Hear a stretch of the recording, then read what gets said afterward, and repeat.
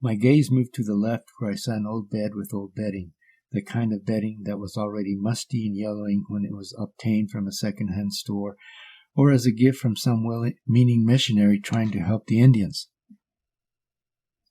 I noticed an assortment of books on psychology and religious studies, as well as several books on Buddhism on the chair next to the bed.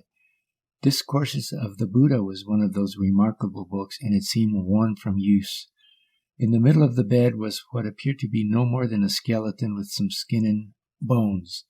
Coming out of the skeleton were assorted tubes attached to bags. Yellowish body fluids dripped into the bags. I made contact with the face and was greeted with a big smile. Upon meeting my gaze, he said, "Don't worry, there are other realities," then proceeded to introduce himself as Tarrence. I saw that he was severely paralyzed, and with what little movement he could make, he pushed a twisted hand in my direction so that I could shake it. I was a bit surprised and overwhelmed. What was this day developing into? My attempts at making conversation were useless and full of meaningless psychobabble, since I was still under the impression that I had been brought here to do some sort of psychological assessment. Tarrence asked me at one point, "Have you ever seen the colors?" Of course, I had no clue what he was referring to. In my mind, I took this as intake assessment data that was starting to lean towards a diagnosis of a thought disorder. I merely responded, "No, sir, I have never seen the colors." Tarrence pressed it further. "Do you want me to show them to you?"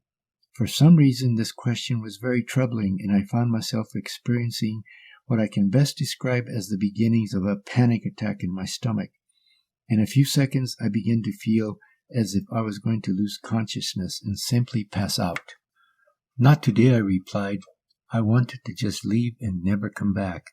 I figured I could give my assessment in writing and be done with this whole experience, then let some medical person medicate Tarrence so that he could be more in touch with what my profession calls reality." I managed to stay present. Tarrence, sensing my discomfort, made light talk. He went on for a while. "You see, I've been here for over 30 years. I was in an accident and became paralyzed.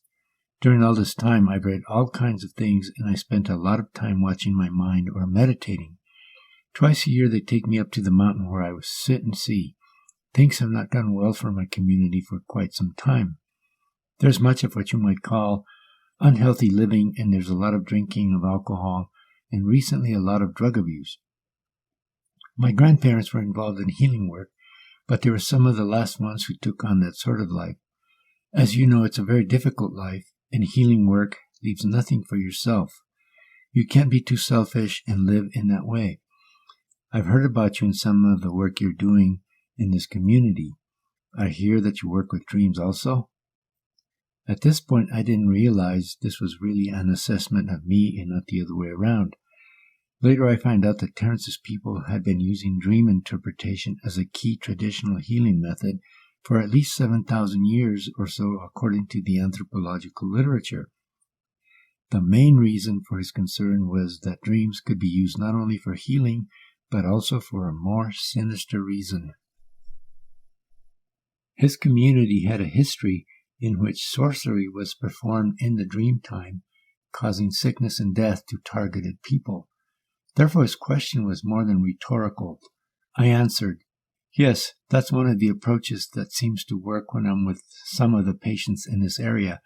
They seem to become more open and warm up to the process when I ask them if they're dreaming anything." Tarrence asks, very seriously, "Where did you learn to do this?" I was getting more comfortable since we're covering what was more in my area. I've taken a couple of courses in my program, and I've studied Freud and Jung and how they approach the whole subject. Tarrence, a bit more relaxed, asked, "Where do you get the power to do this, and do you dream?" This caught me off guard. I quickly resorted to my training where disclosure has its place in practice, but has to be clinically warranted. Therefore, I chose to go around the question and gave the stupidest response that Western therapists have in their bag of tricks.